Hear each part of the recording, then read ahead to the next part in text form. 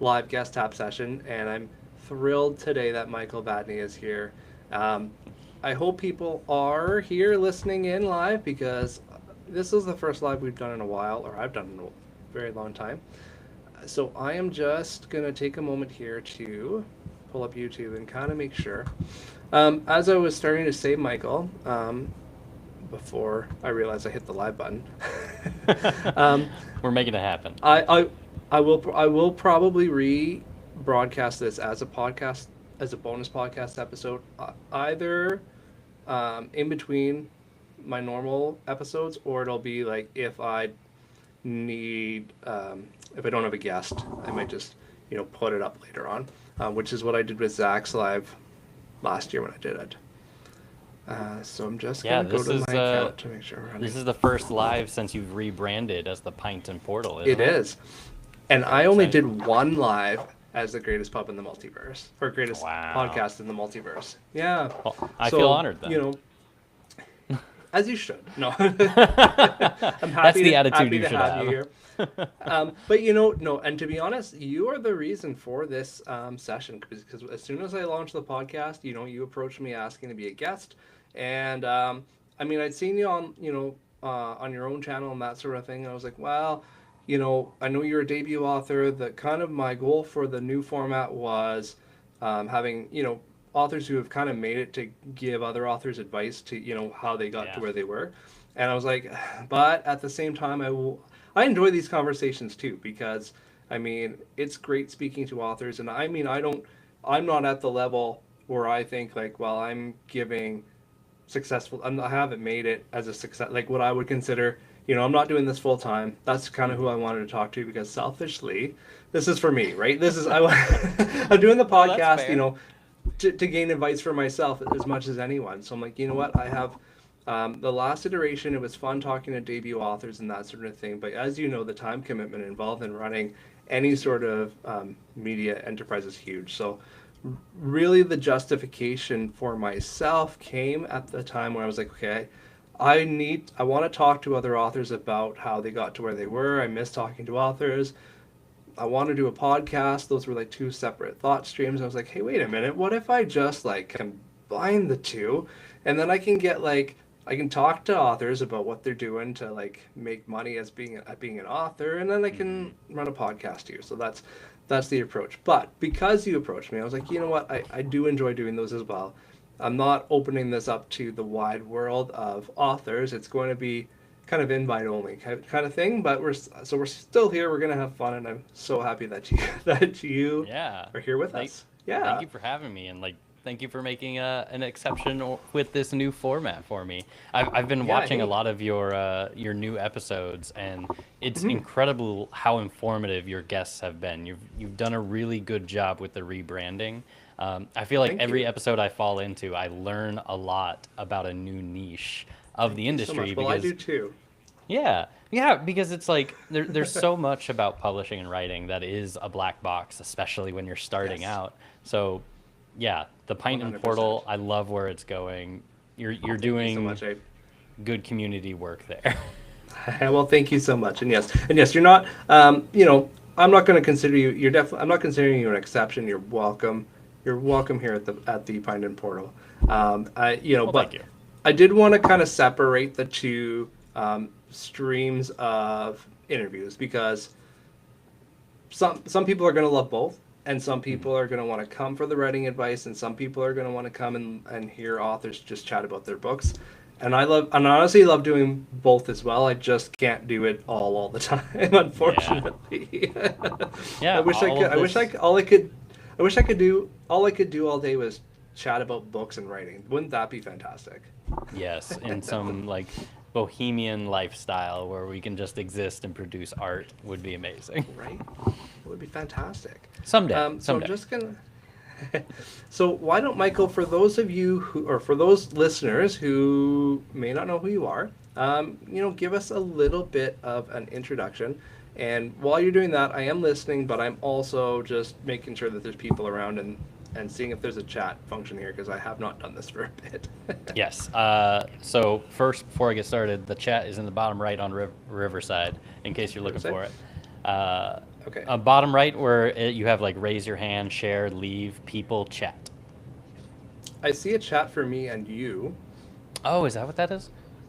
I Oh. don't see a chat for people chatting on YouTube though, so Oh, you're that is right. where my Oh, never mind because then. I've I done don't know a where I've, it's at. okay, because I've done this on StreamYard and they do have that function. Yeah, I know they So have I'm it just gonna on pull up YouTube Riverside. here. I'm just not sure how you set that up because I've done a Riverside live before. But here, I will Yeah. distract the people while you look for it. All right. uh, Well, I've pulled up in YouTube here. We've got a couple people watching. So oh, nice. uh, I see Daniel's in the YouTube chat here. Hey, hey. Um, so we've got people here. We got people chatting. I'm gonna look for the chat feature, and then we'll be good to go. But yeah, Michael, let us know who you are and a little bit of background. Yeah, sure. Hey, folks, glad y'all can make it. We're figuring out how to talk to you.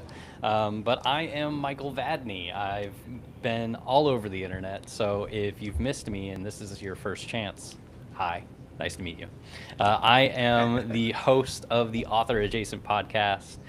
It's a podcast that I started a few years ago as a way to document my transition from hobbyist writer to professional author. And as of 12 days from now, I will be the official published author of Crownfall, a new adult noble dark fantasy, which is the reason why I'm here and all over the internet. And if you're sick of my face, I'm sorry. But if you're not, hello.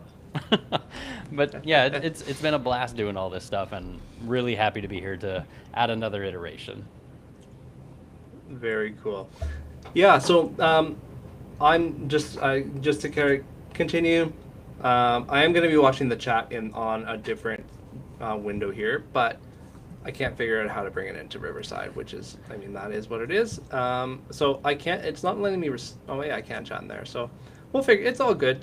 Throw your comments in the chat, in the live chat there, and we'll get to you. Any questions you might have for Michael or for myself, but primarily we're here for Michael today. Throw them in there and we'll get to them. And I just might not see them right away, but we'll make sure we get to it. So, Michael, as you have said, you have been all over the place on this wild and crazy virtual book tour that you have planned. Dozens and like I've seen you all over YouTube, which is fantastic. Thank and you. kudos to you. But so this is your debut book. Now, obviously, Yes. you've been running your own YouTube channel. And do you cross post your? Is it just on YouTube, or are you cross posting to other platforms as well?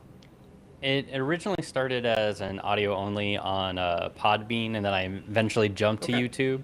I do have episodes on Spotify. The Spotify episodes are, I will be honest, drastically behind. But YouTube Okay. is where you will find it most up to date, and it is on YouTube Podcast if you have access to that as well. Okay. I Cool. do need to update the ones on Spotify still for the audio Yeah. only. It's just something I haven't quite squeezed enough time into. Right, right. And yeah, and I just, and I say that just because, you have done such a great job with getting your book out there and your name out there and your face out there. Thank you. And as a debut author, I mean, that's incredible. So, I guess let's back up a bit. How first of all, how long have you been working on Crownfall for? So I started writing it about when I turned 30. I'm about to be 35 next month. So like 2 years Uh, from now, or no, not you, quite. you Uh, traveled, brought it back in the past. You found a time machine. That is great. no, No, sorry. if only. I love time machine stories, and maybe we'll dig into that. But Yeah. no, it's been like a soft start almost 5 years ago, but I didn't really start Okay. taking it seriously and really committing myself to it with good amount of discipline until about a little over 2 years ago. Okay. Okay. So you've been working on it roughly 5 years, 2 years. So at what point then did you realize that you were going to do this kind of media blitz that you've been doing for its launch? Because most debut authors kind of, at least, okay, I shouldn't even say most, because I don't know if that's true. For Hmm. me, when I wrote my book, kind of on a whim of, this is something I've always wanted to do. I'm going to see if I can do it. I had the book ready, and then I was like, okay, I got it edited, and then I put it up. And I think 2 weeks before it went up, I'm like, hey, everybody I know on Facebook, I wrote this book. Here you go. And that was it. That was my announcement. And then afterwards, I realized, oh, that did not do anything. Like, nobody Yeah. knows I exist. You know, and I don't know what kind of expectations I had even at that point, but a lot of debut authors don't even realize that getting their name out there is something you need to do. So, you know, at what stage did you realize that you were going to start planning this sort of launch, I guess? Pretty early on. Like Okay. back when I was starting to decide, like, you know what, being an author is something I always wanted to do. And so I started researching. I'm like, all right, how do you do this successfully? I originally thought I was going to go traditional publishing. And I did a lot of research at the time. And one of the things that came up frequently was platform, platform, platform. If it doesn't matter if you're going Okay. indie or traditional, you really need to figure out a way to put your name out there so that people know you exist before you even have a book, and to participate Right. into the community and just be a helpful person in the community and to make friends, and through those friends you make connections and create a network of incoming work, really. And where I Right. really learned that was in Daniel Green's episode where he went over the financials of his first book. And Okay. he talked about the amount of money that he put into it and how much money he got out of it. Yeah. And he did very well financially on that first book. But what he Right. talked about over and over again was, do not compare your debut to me. I have this huge advantage that I've been running the show for, I think he was going on like 7+ years at that point. So he had a Right. huge Yes. following of people that knew Yeah. he existed already. And Yeah. I didn't really know anyone in the community yet when I first got started. And I figured the lowest barrier of entry that I could do to start contributing to the community without having a book written yet was I was going to start a podcast. I did an audio only podcast at first, and it was Right. just me going, hey, I learned how to plot a book. Let me do an episode about plotting and different kinds of plots that you can do. Right. And it was just Yeah. continuing transitions like that. But then as I got Okay. closer to writing the book and getting closer to the end, and I had met all these people, I had met Adrian Ebb Gibson, and I remembered his media blitz and his book tour. Yes. And I was talking to him about it and what he did and how he went about it. And eventually he was just like, just look at my tour and try to do something that works for you. And I did that. His was a little longer. I think he went on for like 3 months. But I was like, Yeah, I can that do initial 2 Mushroom months. Blues tour. Yeah. Yeah, it was so Yeah, much. fair enough. And it But, worked you know, out really well you for know, him. it did. Oh, well, absolutely. And I mean, he built up, I mean, so many connections before, Yeah. prior to that, right? So, you know, he Yeah. had those contacts.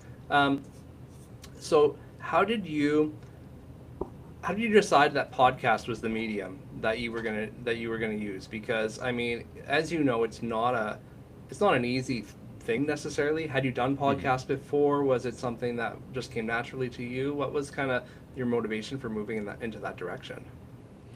I'd never done a podcast before, and I was, and still am a lot of times, very nervous to do a lot of this stuff. Like now, I'm very comfortable sitting here doing this live interview, and I'm not too Yeah. worried about it. But before this tour has started, I'd never done a live before. I found them to be very intimidating, Yeah, and absolutely, luckily, right? they've all gone well so far, and I haven't done anything horrendous, or nothing horrendous has happened. So I'm just like, okay, cool. This is not a scary thing that I should be afraid of. But Yeah. before starting Author Adjacent, I'd never done a podcast, but I have a degree, an undergraduate degree in broadcast communications that I've never Okay. used. Right. I So literally putting that went to to good school. use. Finally, it took almost 10 years after graduating to finally do something with it. But yeah, I went to school for that. I'd always been a theater kid, like in high school and middle school and Okay. stuff growing up. So I'm very comfortable talking. I like to talk. And Hmm. I don't know, I think I have a decent voice for it. So I thought, you know, I could do this. I'm not quite comfortable to dance on TikTok yet, but, you know, maybe we'll get there. Fair point. And I was gonna say, like, Actually, to this point, you have a fantastic voice for this. And so Thank that's, you. it was actually one of my questions for you was if you had voice training, because I mean, the way you speak and project your voice is very professional sounding. Thank you. So it's definitely noticeable. My projection and I'm stumbling, and I'm like, you know what? At this point, I don't care. It's funny because I mean, Daniel's in the chat. Daniel is one of the it's like the first or second podcast interview I ever done. I was so nervous going on Daniel's He is a podcast, and I mean, gracious Daniel's the host. least. He is, and I mean, he's so not intimidating at all. He's like one of the friendliest guys you'll ever chat with. Yeah. But I was so nervous to record an interview with him. And now, I've been doing, I've done a bunch of interviews being interviewed, but having been the interviewee for, I don't even know how many episodes now, 60 plus. I'm like, you know what? I just kind of show up and flip the camera on. I'm like, yeah, whatever. We're Yeah. you just Yeah. you just kind of roll with it, right? Yeah. And the interviews are easy, right? Like, and I'm impressed that you're doing instructional and informative videos, because for me that would just take such an insane amount of planning time that I wouldn't Yeah. have time to do anything else with my extra time. So, um, Yeah. how do you find the balance between your writing, your podcasting, and anything else that you've got going on in your life? I will say I've definitely backed off on the instructionals a lot because of that reason. Author Adjacent Right. originally started as that was all that I was doing.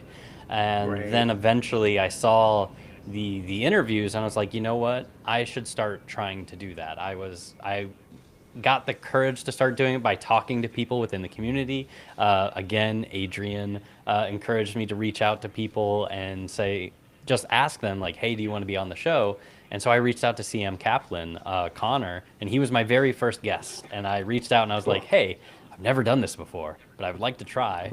Will you Right. please join me on my show? And he was very gracious, came on, and we had a great time. And I have found That's that cool. interviews are a lot easier for time management because all I have to do Yes. is think up some questions, show up, and just enjoy talking about the thing that I like talking about. So Yeah, it's 100%. yeah. So to fit it into my schedule, I'm very much an early morning person. So the Okay. first thing I do when I get up is I get up, I get something to drink, I come upstairs, and I start writing. I start working on the thing that I have to do, and I do that until my wife gets up and we have coffee together, and then I go to work. Nice. But Very nice. then that leaves the whole evening to do the things that frankly require a little less mental computation, like Okay. just talking books because that's fun, and editing a video Yes. is very easy to do once you figure out like 100%. the rhythm and your tools. And a lot of that is just trial and error to figure out what works for you, what's the pattern that gets you the fastest to a complete Yes. episode. Yeah, and Riverside has honestly made that so much easier, and even in the last year, when I came back into this in February, I did my first episode, and I was going through the edits the way I had previously, and I was thinking, I can't do this. I don't have time for this. It's Yeah. I was spending 4 or 5 hours an episode, and I was like, you know what, my writing is more important. But then I figured out that. Riverside, the biggest change that they introduced was the smart mute, because Yeah. I was spending, especially in my previous apartment, the condo we were in, the air conditioner was so noisy that I had to mute anytime I wasn't speaking, and I was doing that manually. Oh my And God. Riverside does it by itself. I'm like, okay, that is, so much of my time that I get back. So it has made this possible. But yeah, so when you say you get up early to write, what is early for you? How much time 5 do you spend in the a.m. mornings? And that's 5 that's a.m.? Okay, usually perfect. like I naturally wake up at 5 o'clock in the morning almost every day. Nice. Doesn't matter what time I go to bed, I still wake up at that time. And it originally started just because like the animals needed to go to the outside or whatever, and then eventually I just started leaning into it. I'm just like, you know what? This is what my body is doing. This is what the environment is doing. No one is awake yet. No one's going to Yeah. bother me. I have no messages to deal with. I can just go. This does Yeah. mean I am really less productive at night, though. It is really hard for me to keep going once it hits a certain hour, and I'm just like, oh my God, I need the sleep. Yes. I'm the same way. I get up at 5 a.m. I actually have started pushing myself a bit to wake up at 4:30 so that I'm ready to go at 5, Nice. because I get my most productive hours are those few hours before the day actually starts, They're- like from yeah. 5 to 7:30 or 8, because I find after work my brain power to do writing is just spent. Yeah. So yeah, so it's it's very much the same. And then my evening time, I'll do admin stuff if I have to do it. I'll do some edits for the podcast if I have to do it. But yeah, I'm very Yeah. much the same way. So I mean, 5 Yeah. a.m. club all the You way. work in software as well, right? I do website design. That's my Yes. My day job. Yes. So Yeah, so yeah. like So a I'm lot of at that the. stuff is so mentally taxing It that it's is like so hard to exactly. write after doing that all day. 100%. Yeah, and yeah, I see some comments. Some people are saying, they're the opposite. And I was having this conversation with a friend of mine here too, because he's like, my his quiet time was between 10 p.m. and 1 a.m.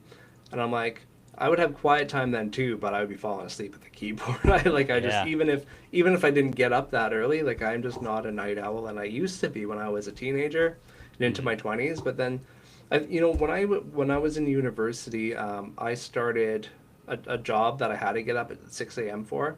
And then I started getting up early to work out. So like, for, my adult life at least, I was getting up early at least to go to the gym or whatever.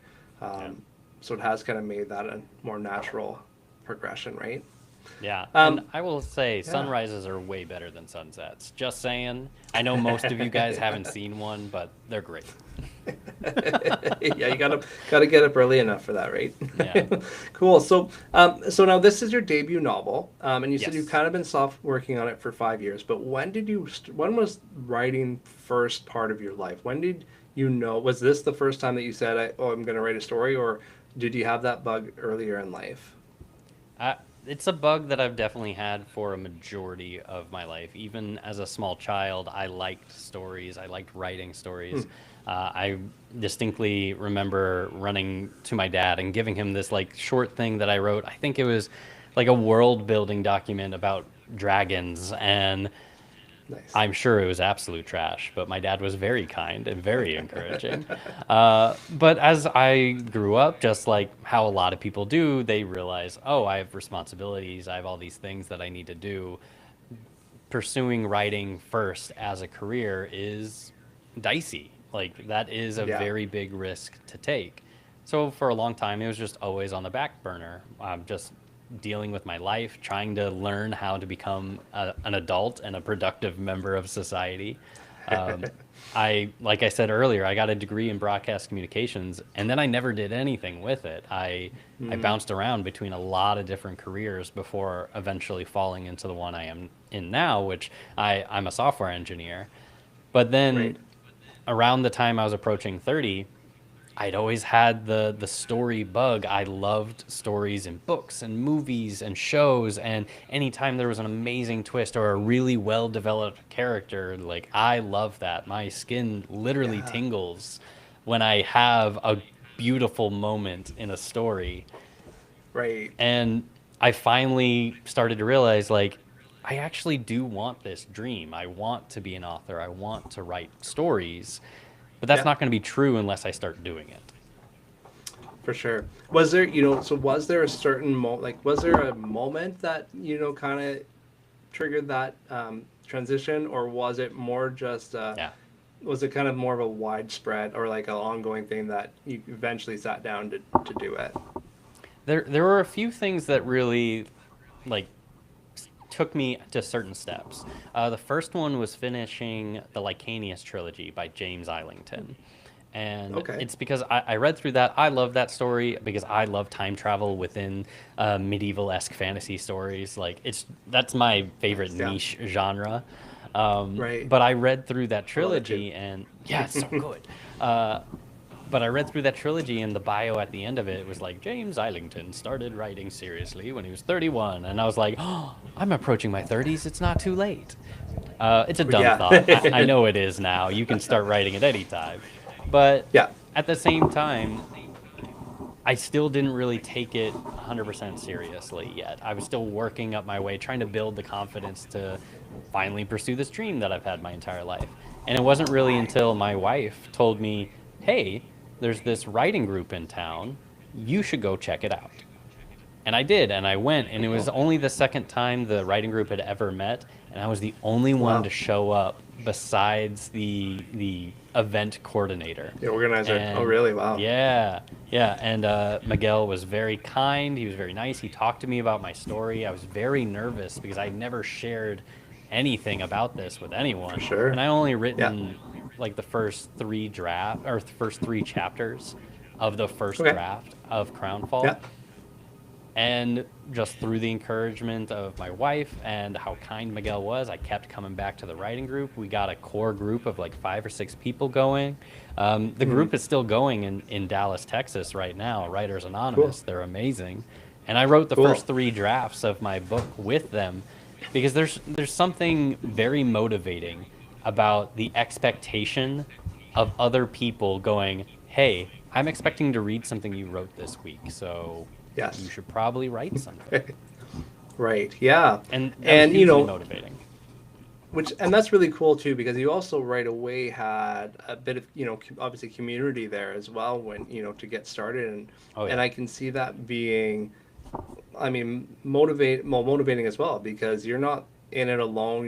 You have some feedback right away, which is nice. Hmm. Um, and or if you take it as nice, right? Some people find it, especially at the beginning, they find it demoralizing. But obviously, you took it enough that you kept going, and you eventually got to the finished book that you have in your hands today. Oh yeah. Like, So, yeah, well, go ahead. no, no, no, go right ahead. Yeah, I was just gonna say, like, I wrote Crownfall, but Crownfall would not exist without many people coming together to help me along the way. Between like yeah, right. Writers Anonymous, my beta readers, just friends who are encouraging me, the people who I have made connections with and friends with within the community, my wife for many reasons. Uh, like she became my editor and everything, and Oh wow, all these people came together to make Crownfall as good as it is, and that's awesome. I'm damn proud of what we made. Yeah, absolutely. Yeah, it's funny because as much as you try, or I shouldn't say try, as much as people think that writers are kind of in the cave by themselves doing their own thing, and at the end they have a shiny, nice novel that there's so many hands that touch the story before it gets to the final reader. Yeah. And without, those different people, whether it be, cover designers or editors or narrators or whoever, um, or even just people along the way that are encouraging you, and Hmm. realizing that yeah, I'm going to be on my laptop all Saturday writing instead of doing whatever fun thing you want to do or whatever that looks like, right? I mean, there's a lot of different pieces that are involved in that, and it is an effort. So how long, what I was going to ask next is, how long ago did you finish the final product of Crownfall? Like, when did you have when was the manuscript finished? Like, how long have you kind of been sitting on this now? I think, ooh, I don't remember the exact date at this point. I think Roughly is fine. it was at the end of January of this year. Okay, so four Because months. yeah, because I had originally planned to release this book at the end of February. And my wife and I were going through the final pass of edits, or what we thought was the final pass of edits at the time, at the end of last year. And we were both terribly stressed, trying to make this work, trying to fit the timelines. Because at that point, I had already reached out to 20 plus podcasts and blogs and made the book tour and done all these things. And I was like, I have a deadline, I have a schedule, I have a release date, we have Yeah. to make this work. And eventually we were tearing our hair out and we're just like, you know what? We could make this happen. We could maybe make this deadline, but we are going to destroy ourselves in order to do it. And that's just not Right. going to be good for the longevity of the creative process, for our relationship, for our home life, and just once you finish the book, there's still so much to do There for is, yes. publishing it and for marketing it, so you can't burn yourself out. You do Totally. like wear yourself away in the creation of your art in a lot of ways, but you have to be careful to not destroy yourself entirely. So Yeah. that was happening, and we're like, you know what, we need more time. We need to take a break, step away from this. And we decided to. I called all the people. I sent out messages to everyone who I'd already scheduled a book tour with, and I was like, "Hey, Yeah. I'm gonna have to push this back 2 months." And the book Yeah. community being what it is, everybody was amazing. Like nobody Of gave me course. grief or Yeah. anything, or was just like, "How dare you?" Like I was so afraid was gonna happen. No, But no, everyone because we was all really get cool. it, right? Yeah. Like the Yeah. worst thing that happened was Mike Molman cracked a few jokes at me about, well, now you're a real writer. And I'm like, thanks, Mike. Really But you appreciate know, it. but you know what? To be fair, well, first of all, good for you for recognizing that, especially with your first book, because the debut book, I mean, it's really tempting just to put it out there because Yeah. I mean you're excited. It's your first book. I mean, not that you're not excited. Don't I get excited with every book, but just Yeah. there is something special about it that you're just excited to have it out there, right? Mhm. So I mean, first of all, good for you for seeing that because it's hard. It's a hard decision to make. Um, I did that with my last release, Flower and Forge. I pushed it back a couple times because we moved in the last year, and That's it huge. wasn't ready, right? Yeah. We moved. The book ended up being way longer than I had planned it to be, so that didn't help. So, and it probably would have gotten pushed back, and not like I released it in March. It would have been pushed back further, but I had already set up a pre-order on Amazon and for February, and they only let you extend it 30 days. So I had Yikes. a hard, I had either I lost the pre-orders I had, which, I mean, it would have been okay, but I'm like, you know what? This is my hard deadline. I gave myself that month, and it works out, right? Yeah. And Yeah, and it you're better feels for it bad too to because you do. get to Yeah. do this. Yeah, right. Because can you imagine you have burned yourself out and then you have a month of media tour and you've got whatever you're trying to market it. I mean, you're way better off just taking a breath and yeah, giving yourself a little bit of room for that. So Yeah. um, It's a making marathon, not a making sprint. good decisions for you're making good decisions for your debut. I like it. I'm trying. I'm trying to do all the right things, check all the boxes, but a lot of it is just it comes from talking to other people, listening to what their experiences were like, and going, okay, that worked for you. I will try to see if it worked for me. Oh, that destroyed you. I will try to avoid that. Yeah, and that again is everything that everything in this industry is something Hmm. that someone else has done, right? Like Yeah. it's not going to be, you're probably not going to do something that nobody else has tried. Yeah. So there's so many people in the book sphere that have succeeded at things that others have failed at and failed at things that others have succeeded at just because they haven't found the fit for them necessarily, right? So and to know what fits you got to try a bunch of different things and see what works out, right? So but that's how I've kind of worked as well in the with my writing is just seeing what other people are doing, and if it seems like something I'm interested in doing, then Yeah. trying it out and seeing if it works, right? Yeah, and I've Yeah. caught your progression through social media for a while now because, Oh, thank you. uh, yeah, because you made like a huge transition between writing like your dystopian stuff to now you do a lot more cozy stuff, and then you Yes. went from a lot of like faceless social media to silent social media, and now you've gotten more comfortable, and now you're doing like podcasts, and you're doing a lot more Right. things where you're actually speaking into the cameras, and like Yeah. a lot of what you do has been you saw other people doing it, you tried it, it worked for you, you got comfortable with that, and then you pushed a little further. And that's Right. a lot of what people do to find success is just you take on a little bit more and then you take on a little bit more, and every time you feel like, you know what? I've expanded my ability to do all these things. Let's see if I can do a little bit more. And you've done Yeah, a great exactly, job of right? that. Well, thank you. Thank you. Of course. It's not, it always it doesn't always feel like it, when you're going Yeah. through the day to day, but then, Yeah. when you describe things like that and you look back, it's like, you know what? Yeah, like I've tried a lot of different things to see, kind of what sticks, and the audience shifts as well, right? So what works Yeah. this year might not work next year, and probably, Oh, and 100%. because yeah, what I started out, yeah, like you said, with dystopian sci-fi, which isn't, I wouldn't say I'm done with yet, but I kind of shifted to cozy for a break for myself, and it kind Mm. of landed, and so that I was like, well, okay, if you want more of this, I've got I've got Yeah. more, um, Give the people and what they the want. transition, Yeah, right. And you gotta find, but you also gotta find something you enjoy doing, right? You can't. I was Yeah. like you, like I'm not doing TikToks where I'm dancing, and I resisted TikToks, for a long time because that's what I thought TikTok was people making up skits and dances. I'm like, I have no capacity to do skits and dances. Hmm. Um, but then a few people were finding success with the face content on TikTok. And I was like, I can do that. So I've stuck with that format for quite a few years. I was right. I think it was with Eclipse, which was how long ago would that have been? That was my first interview with Daniel as well at that time. 4 or 5 years ago. I'm gonna say 4 or 5 years ago.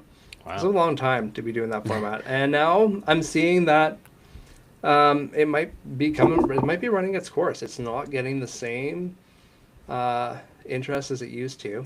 Hmm. A lot of it's because TikTok has changed, and even though Instagram has picked up a little bit of that slack, I don't. We'll see how it goes. We'll see. But Yeah, it's an this ever-changing landscape. it really is. But this format, I have like. I mean, I enjoy chatting with other authors and bouncing. I mean, because you can bounce things back and forth, right? I am not super interested in just sitting on Instagram and chatting by myself. 'Cause I know a lot of Mm. people do that. They do with the book reviews and that sort of thing. That stress. I wouldn't even say that stresses me out. It's just like we were saying earlier. It's just way Hmm. more work. I just don't have time to come up with that Yeah. sort of content, right? Um, Yeah. so, but some people have no problem with it, and as an author, you just have to find what you enjoy doing, what you can do consistently over, whatever period of time you're going to do it for, and that I think in the end is what's going to win out for you because it's something you're willing to show up and do, right? Yeah, it's super Yeah. important that you enjoy it because if you don't enjoy it, it's just going to eat away at you. You're going to dread doing it. You're going to look at it and Yeah. be like, "Oh God, I got to do that today." And then you're going to put it off and it's going to stress you out. And Yeah. you are going to suffer as a person because of that. So you Yeah, have to find the exactly. the intersection of like, what do people like? What do I like? Yes, exactly. And so with that, with TikTok videos where it's just me talking to the camera, and whatever I'm talking about doesn't matter. Nobody watches it anyway. I like my views go from because you can see obviously your views, and then all of a sudden I do a talking video and like 20 people saw it. I'm like, well, Yeah. I don't like doing this, and nobody else likes it either. So I'm not going to do it. Why would I do it then? No, like nobody is interested in this. Yeah. Whereas I can do the ones with the text over top. That's low effort at this point because you just have to kind of know your hooks and that sort of thing. Hmm. Podcast is high effort, but I this is for me. I get to chat with guys like you. I get to chat with other a wide spectrum of authors from a wide variety of backgrounds, and I love it. Like that is the part I love, and for me to do this, I'm not, it doesn't really matter to me a whole lot. I like it that people are tuning in and Hmm. catching this and listening, right? Of course, but primarily the audience is me and hopefully you. Hopefully you're enjoying being on these too, right? So, I am. so I do appreciate that. Yeah. Well, obviously you are because this is how many. So how many podcasts? Do you know a rough number of how many podcasts you've been on since you started this? Since I've started, I'm not sure, but the for the entirety of the tour, it's Yeah, over 20. over 20. Like Okay, so that's a I did the pretty. tour, I scheduled it for 2 months, and I Yeah. think yeah, March had I think 11 stops, and I think April has about the same. And some of those Right. are blogs, but majority of them are podcasts like this.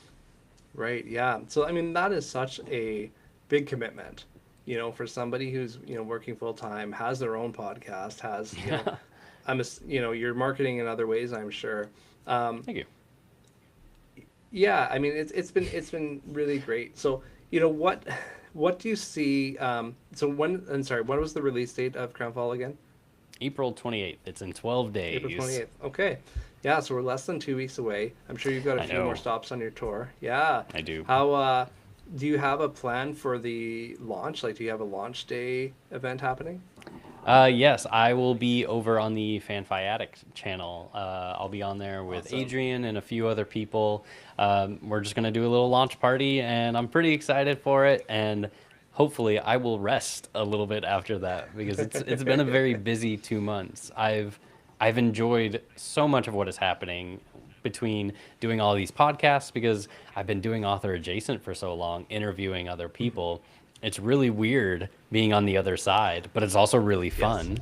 And also just putting Crownfall out there. I've been putting arcs out there for a while, and people are starting to read it and getting reviews out, and it's just And very exciting this whole time. yeah, But I am looking forward to the rest. I am looking forward to the pause. I bet. But until we get to that pinnacle moment, the work needs to be done.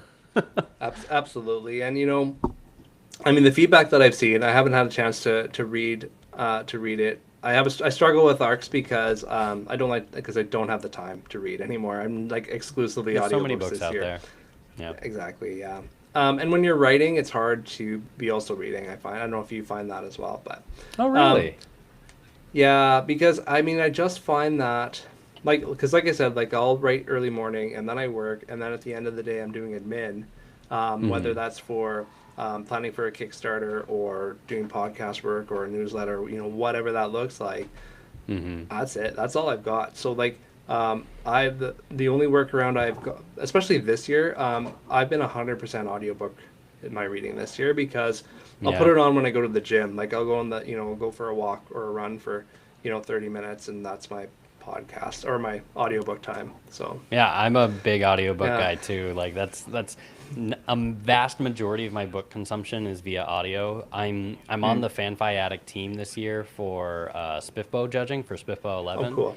So I've been reading a lot more than in previous years, but even Yeah. then, it's just audiobooks just make it so convenient to ingest books. Like you said, going to the gym, Right. doing chores around the house, like just Yes. working in my yard pulling weeds, and I'm listening Yeah. to these epic fantasy battles and everything. It just makes 100%. my Yeah. chores a lot more enjoyable. Yeah, right. Yeah, 100%. And and honestly, that's another reason why I kind of decided not to do the old format of the podcast was because when I chatted with authors, I kind of wanted a sense of their book. Even if I wasn't reading the entire book, I was trying to read a good enough portion to have an intelligent Mhm. conversation with them. And so Mhm. between the reading and the editing and everything else, it was just more time than I had, and my writing Yeah, suffered. So, yeah, um, that's fair. but obviously reading is important as a writer, so audiobooks help. um, but and it gives us some variety. um, I had a question and I lost it, but that's the way this goes. It will come back to you when we're talking about something else, I'm sure. I It am definitely will. hoping to get an audiobook out for Crownfall. I'm aiming by by the end of summer, but we'll see. Nice. Um, I'm planning to actually kind of experiment it with myself, trying to narrate it and seeing how that goes, because Very nice. I like doing this stuff. I like doing Cool. voices and character voices and accents, and that stuff is That is a awesome. joy to me. My wife once told me it's like being married to a cartoon character, and I'm gonna run with that. You may as well, right? Because one, that is a huge expense that you don't have Yeah, to pay for, and yeah. two, I mean, if you enjoy it, then why not, right? And you definitely have a voice for it. You Thank definitely you. have, yeah. I mean, you have. I mean, it's clear that you've had training. Obviously, like if you're in broadcasting and that sort of thing. So put that to use. Get your return on that investment because that's not it's not a cheap investment either. But No, these student and I loans got to be worth something. right? But I mean that does sound like so much fun, and I wish I had the acumen to do that. But I think I would have fun with it for the first little bit, and then I'd be, my ADHD would take over, and I'd be like, okay, next shiny thing. I wouldn't. It would never get finished, so Yeah, it would just be that's something else to distract me. yeah. I'm not Yeah. hard committing to doing my own audiobook yet. I'm planning to experiment with it to see like one, do I have the chops, which I think I do, but Hmm. two, do I enjoy it? Because like we were saying with the social media stuff, if I don't like trying to record an audiobook, it's not going to be a good audiobook. I'm not going to enjoy it. It's going to be a stressful thing, and I'm going to suffer for that. And that's not the kind of suffering Yeah. that I'm really looking for. Totally right, and it'll come through in the recording. Okay, so I do have to ask, Michael, is Yeah, shoot. Intentional Ventures, is this your wife? in the chat. Oh yeah, that's 100% my wife. Okay, because she says that the quote was about the noise you make on roller coasters. Was that about the cartoon voice? Oh yeah, that's true. She's calling you out. Yes. So, have you ever watched How I Met Your Mother? Mhm. Okay. I There have, yes. is either one episode or a series of episodes where they talk about woo girls.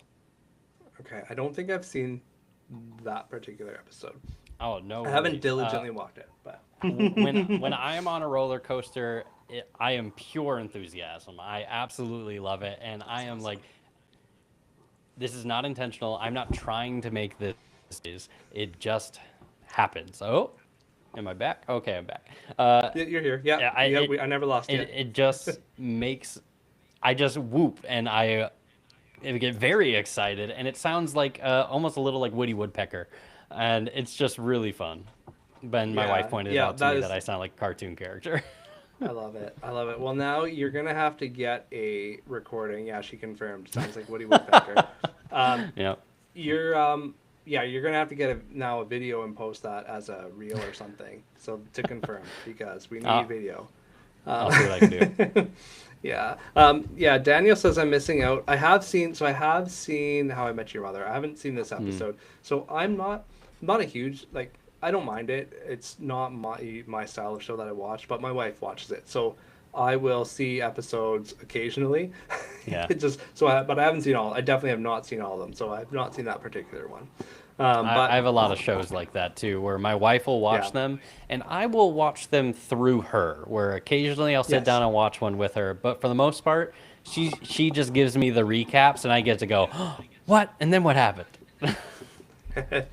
That's very nice of you. Oh no, it's fun because like I enjoy the turn of the story, but I don't have the patience to sit down and watch it. Yeah. I understand. I can definitely understand that. My sitcom range is somewhat narrow. I like some of the older stuff. It's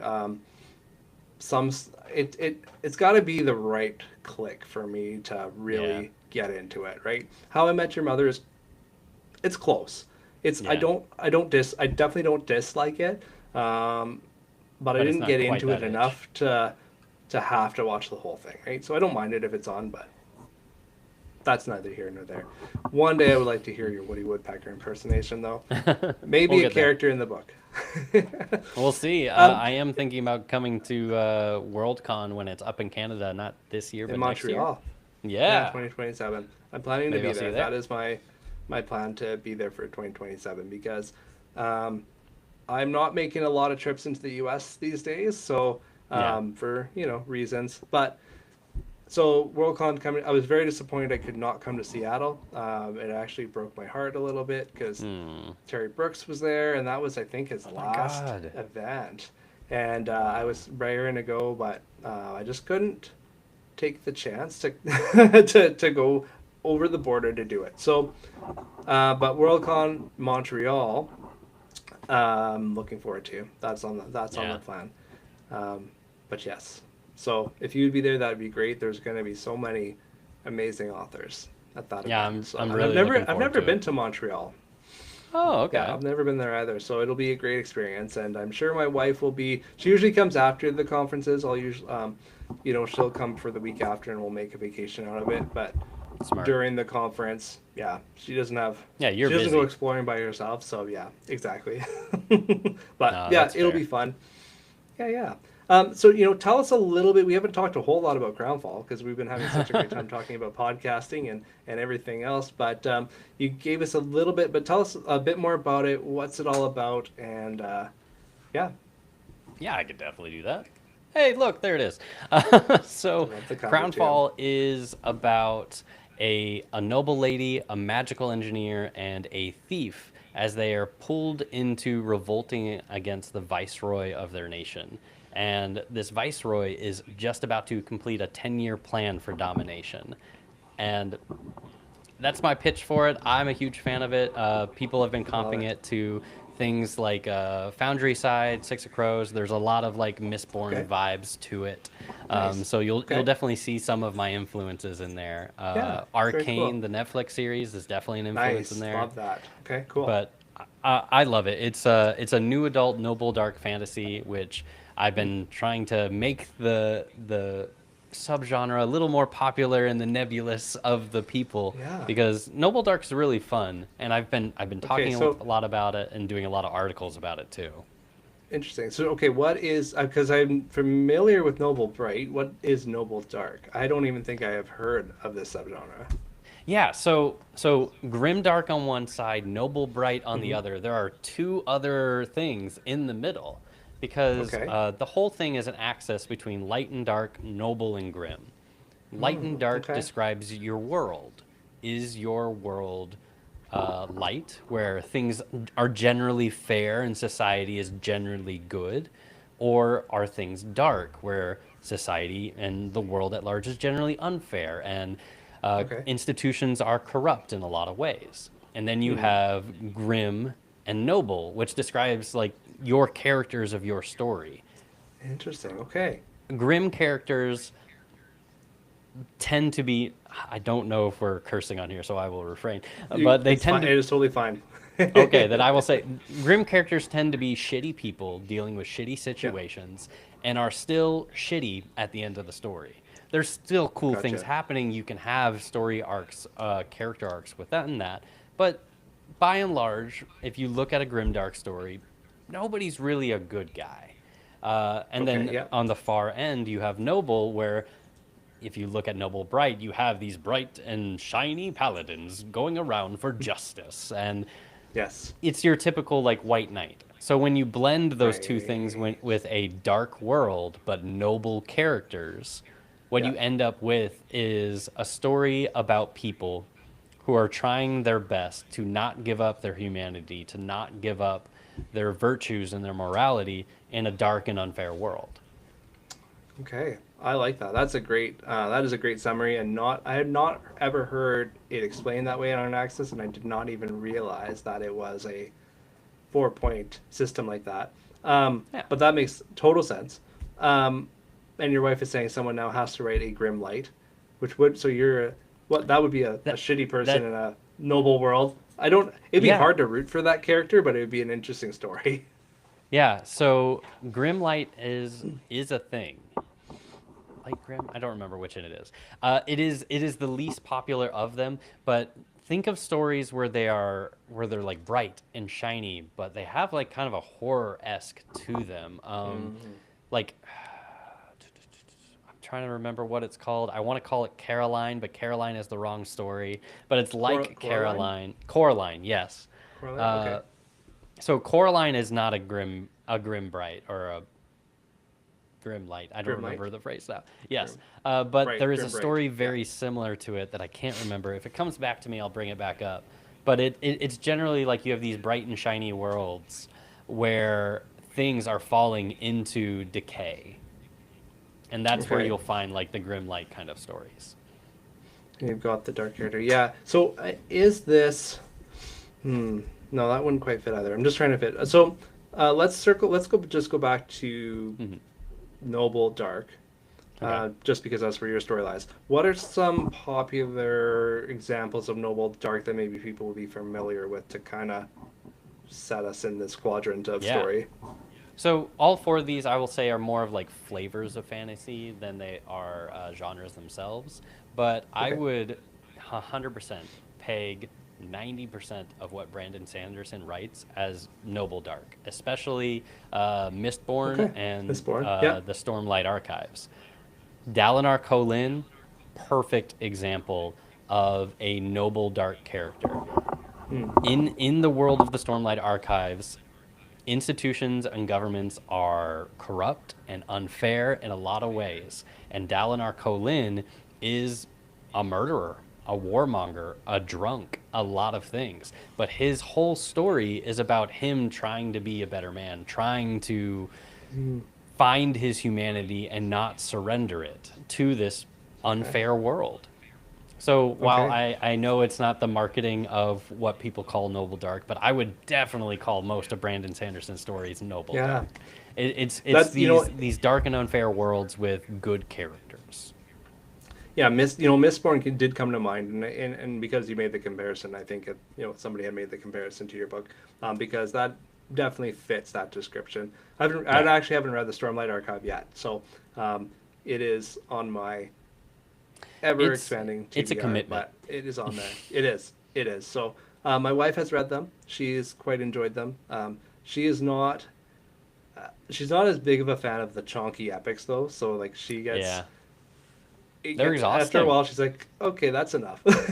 Yeah, So, but but the story is good, and I do appreciate. I mean, I loved Wheel of Time, and I only recently big finished. fan. It's funny because I started reading. We're going way off in the weeds here, but that's just long It's story fine. short. I finished Wheel of Time. I was gonna move into the Way of Kings. I'm like, you know what? I need a break from these from this epic series. Yeah, Um, so I will get there. I've read Mistborn. I've been picking away at some of his smaller novels because I do really enjoy his writing.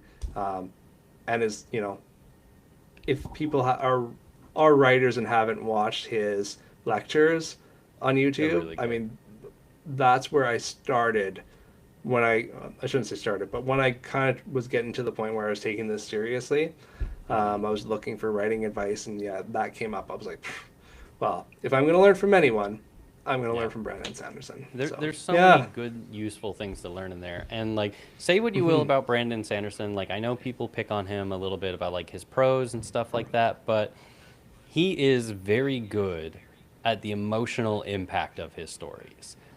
And Right. I am 100% convinced that that is a big reason of why he is so successful is he's very good at making people feel things Yeah. and very good. I know he writes like chonker books, but he's very good about doing that economically Right. with And as with few words intention, as right? possible. Yeah, yeah. Yes. Yeah. Everything that is in his books he did on purpose. Yes, exactly. It's not just somebody wandering, for 100 or 300 pages, just to get a book out. He like everything has Yeah. its place and intention, right? And that's Yeah, he like just honestly, he just writes Mistborn big was stories. he does. Mistborn is probably one of my favorite books ever. I've only read the first one because this is just how my brain works. So and I've heard the third one's the best. I'm like, I'll get there. It's so Um, good. but I mean, I absolutely loved it. So, um, I can see how people would be like, yeah, but the thing is, when you get to be as big as an author like Brandon Sanderson, you're pulling in an audience that your books are probably not intended for. So Mhm. you're gonna have a wide range of opinions, but he is like you said, he's popular for a reason. Yeah. It's not by accident that Yeah. he got as successful and well read as he is.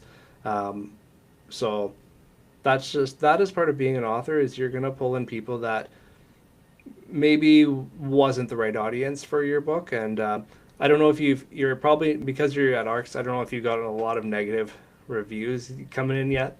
Um, Not so much yet, but there have been things that people will say in the review, and I'll be like, okay, I don't 100% agree with that, but that's yeah, fine. Like, not yeah, every book is made for every person, and something that one person really loves about a book, another person will be like, I hated that so much. I have a friend right now who literally this evening is finishing the last book in Brent Week's Lightbringer series, and he's been okay. talking to me about it the whole time he's been reading it because I love that series, and he's reading it because I Mm, suggested it to him. And there's nice. a bunch of things that will come up. Well, he will be like, "This is so awesome," or "I hate this," and I'll have the exact opposite feeling on it. And it's crazy because Totally. him and I have very similar tastes in books, Yeah, and we will still find things that we feel very differently about. of course, right? Because everyone's bringing their own experience and their own, I mean, ideas into a story like that, Yeah, right? Which is one of the coolest things about storytelling. yeah, And being able to experience somebody else's world because once you release your story into the world, that's like it's theirs, right? Like they are yeah, the ones experiencing it, and um, you have no control over their experience, right? yeah. So now, do you have how are you feeling about the idea of negative reviews? Because I know as a debut author, um, are you prepared for that? Are you expecting, how, are you worried about it, or how are you mentally preparing for the idea that you possibly might get some negative reviews? Oh, I'll definitely get them. It's gonna happen. Like, if I do this long enough, which I plan to do it forever, it's going to happen. Nice. And I've kind of Right. just accepted that. But I've also very intentionally gone into writing Crownfall with very low expectations. I am a debut author. People don't know me. I have to earn the trust of people, and I have to find the right people for the book that I wrote. I have to find the right Mm-hmm. audience.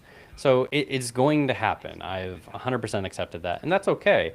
I myself am kind of a harsh critic when it comes to reviews. And like, yes, I will try to find the thing that I like in every book that I read, because there's Yeah. something useful in every book that I read, where that I can learn as both a reader and a writer. But I Yeah. know that I am a little tough when it comes to reviews. So it is perfectly fair So for tough. people to be tough on me. Okay. So yeah. So you're tough in, like, when you're reviewing other books. Your reviews are tough for you. That's what you're saying. Like, I think yeah. so, yeah. Like, Okay. I didn't realize this about myself until I started doing like Spiffbo and stuff like that, and talking with other people who are doing reviews, and really comparing how I feel about a book versus how other people feel about a book that we have both read. And Yeah. I know that I can be very critical. I feel that I'm very fair, especially when it comes to like ratings and stuff like that, because I know the economics of how Amazon works and stuff like that. And I will be very kind in that regard. And I will always try to find the thing that I like in a book. Like, I had a lot of fun with the characters, or the world building was really cool. Mm. But I'm also going to point out, this part didn't work for me and this is why. And Right. I feel like that's important in a review, because what reviews are for is to help other readers find a book that they enjoy.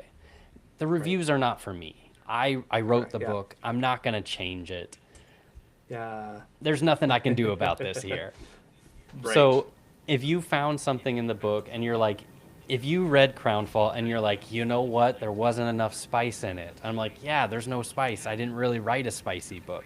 Then that's good. Like, put that in your review, because then other people will see this and they will understand before reading it that, like, oh, this is not a There's spicy no book. spice. Yeah. Yeah. Right. So they won't go into that with that expectation and then be disappointed. So Mm-hmm. it's going to happen. I'm going to try to find it in my heart to celebrate it anyways, because it means someone read my book, and I'm going to try Yes. to appreciate that. Despite For sure. the fact that I unrealistically want everything to be 5 stars forever. But that's just not Right. the Wouldn't that reality of be the nice? world. Right? Wouldn't If that be nice? in that bohemian world we were talking about before. Yeah, yeah. I would really, I would really want.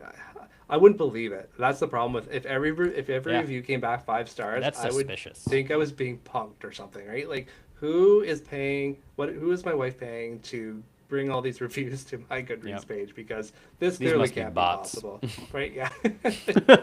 Bot reviews.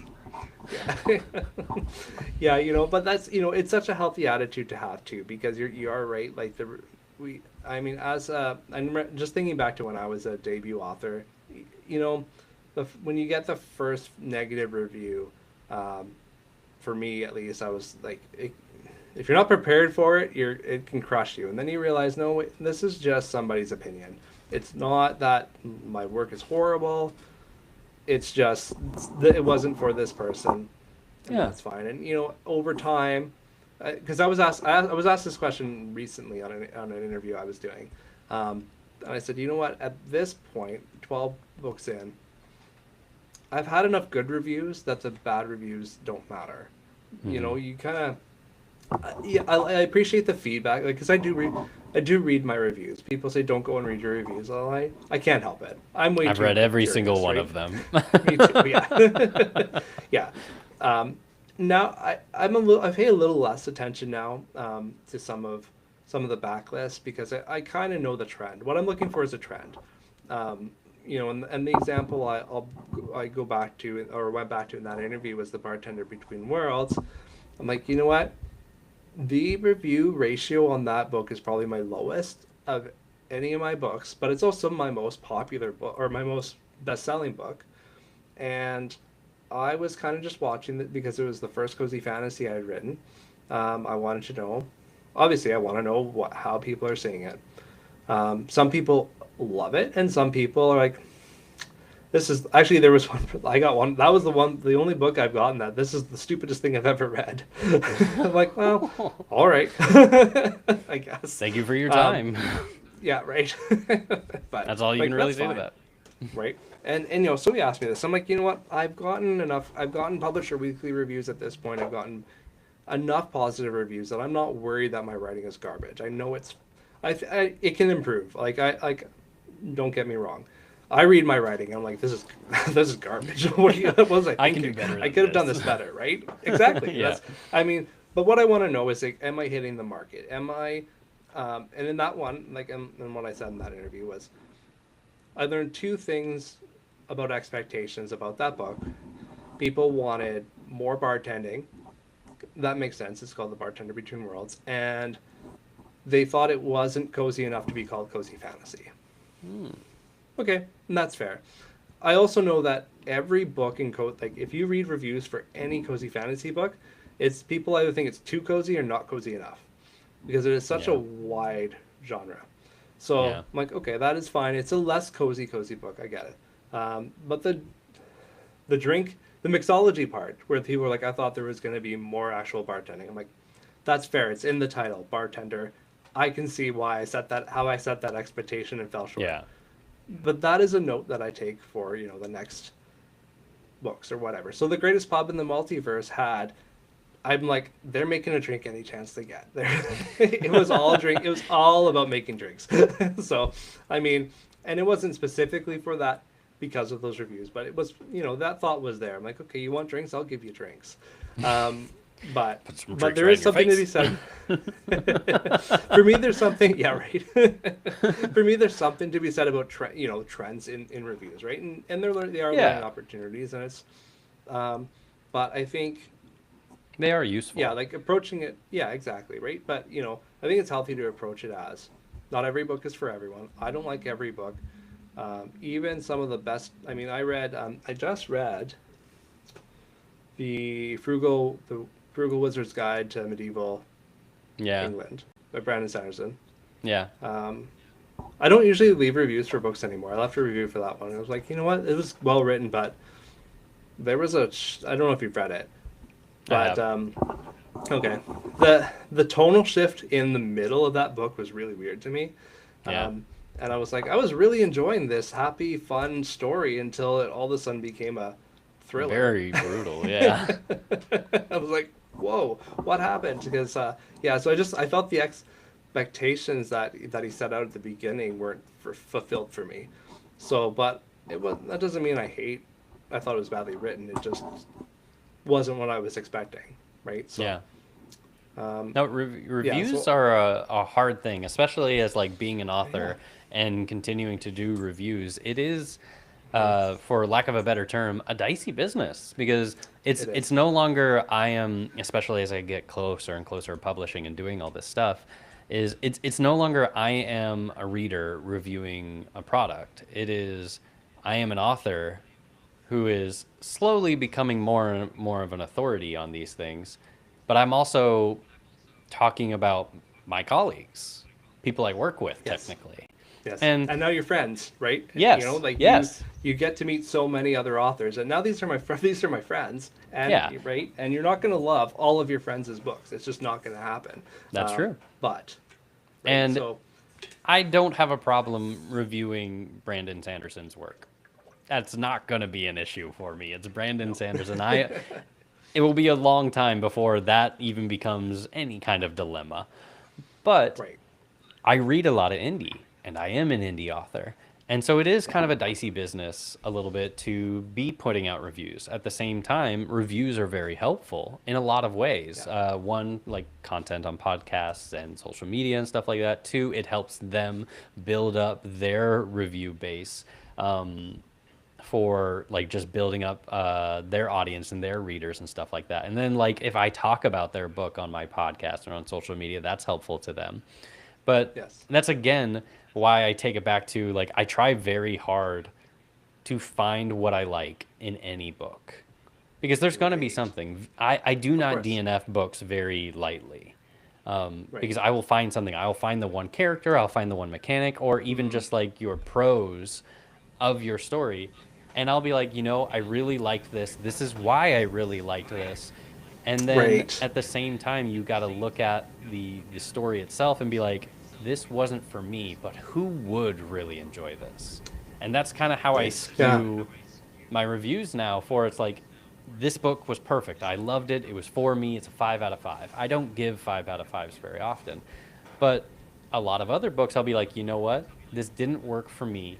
This is what I didn't like about it. But this is what I did like about it. And this is what I think these are the type of people who I think would really enjoy this story. So if you're this type of person who Yeah. likes this type of story, this is for you. And that's kind of how Right. I fixed that problem that you kind of run into reviewing as an author. For sure. Yeah. Yeah. And I'm glad you brought that up because I was going to ask you about it because I struggle, to be honest, with reviewing other authors' work, unless I love it, right? And Yeah. then there's no, obviously there's no problem. But um, Yeah.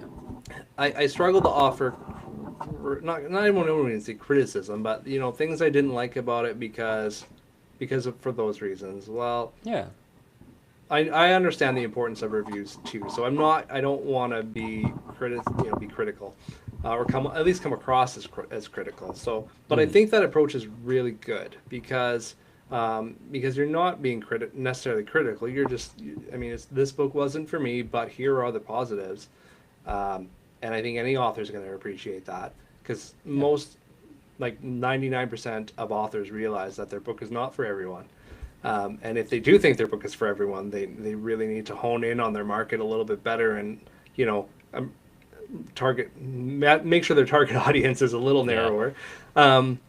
But as, especially as someone who reviews books on their channel, which I don't typically because I read too slow, um, or at least I just don't make it through enough. But, as someone who's reviewing books on your channel and for Spiffbo and, because obviously, if you're a reviewer on Spiffbo, you've got to say something about it, Yeah. right? You're not just like, okay, 3 stars and move on. You gotta have Yeah. some You sort have to of, give reasons why. Yeah. yeah. So I like that approach, and I'm gonna keep that in mind going forward because I have struggled with that scenario. I'm like, you Yeah. know what? It's something I've thought about a lot because it is the closer I get to publishing and becoming like, oh, I'm one of you guys now. It's something I've thought about a lot, and I wanted to keep reviewing books because I'm going to keep writing reviews because I'm constantly thinking critically about the books I'm listening to and I'm reading because I want to learn from these books. Like, if I Yeah. really like something, I want to know why I like it. If I don't like something, I want to know why I don't like it. Is it my personal taste? Is it my personal bias?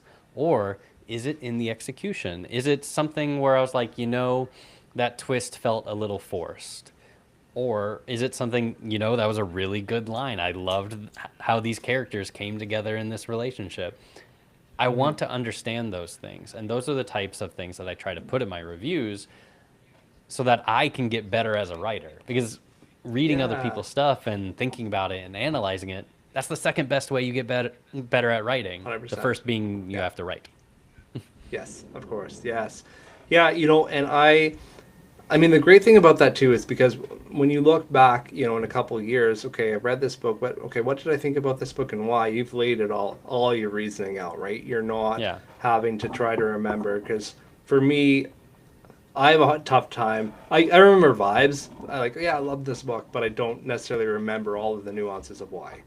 Yeah. So, you know, reviews are important. They're important to be able to continue even as writers. And I think, if I were to have a conversation with Brandon Sanderson about the Frugal Wizard's Guide, I'd have no Mhm. problem telling him what I told him because I don't think there was anything wrong with the book. It was just my reception of it, right? And he'd be like, "Yeah, okay," right? Like, I Yeah. mean, most authors It's not are gonna bother like, him. well, He's gonna it's be not. fine. He's not losing sleep overnight over a He's 3.5 star review, destroyed. right? So How dare Herman not like my book? exactly right, exactly. Very cool. Well, I think we are at a place where it's a good time to wrap up. I will let you enjoy your evening, get some rest, and let you spend some time with your wife before bed, because I know this is getting late for you. If you're going to be up at 5 a.m. No, but I thank you for taking you. the time to join me. Yeah. Are you still writing in this process, like through your marketing process? Are you working on the next book? I am working on my next story. I've been writing some short stories to kind of help build out the world building for my next book, which is going to be the first book of a series. Crownfall is a standalone novel. I can come back to it if the masses want more, but I fully intend it to be a standalone. So for now, I've been working on some short stories, some world building, and some high-level outlining for a series that I'm very excited for. Awesome. Well, very cool. Well, I look forward to having you back when you have that all ready to roll. And I'm sure we will chat further on Discord and everywhere else. It was so great to have you on, and so great to have you as the welcome back live episode for the Pint Portal. And I'm calling these sessions the guest tap sessions because I'm bringing in people primarily from other podcasts and shows like yours. So I appreciate it. For those of you who were live here, thank you so much for joining us. I know people have been popping in and out, but it's been great having you. And for those of you who are watching the replay, please follow Author Adjacent. Check if you're new to the Pint and Portal Author Podcast. Check out those episodes as well. And I'll make sure to add you as a collaborator so that all of your followers can listen in as well. And yeah, is there anything else you would like to share with listeners before we wrap up? Crownfall comes out April 28th. Pre-orders are up on my website, michaelvadney.com/store, and on Amazon if you want the ebook version. And I'm still doing ARCs. If you want a free copy in exchange for a review, all of my social medias have the form. Just follow that, and I'll get you a free copy so that you can get a little bit of early access to it.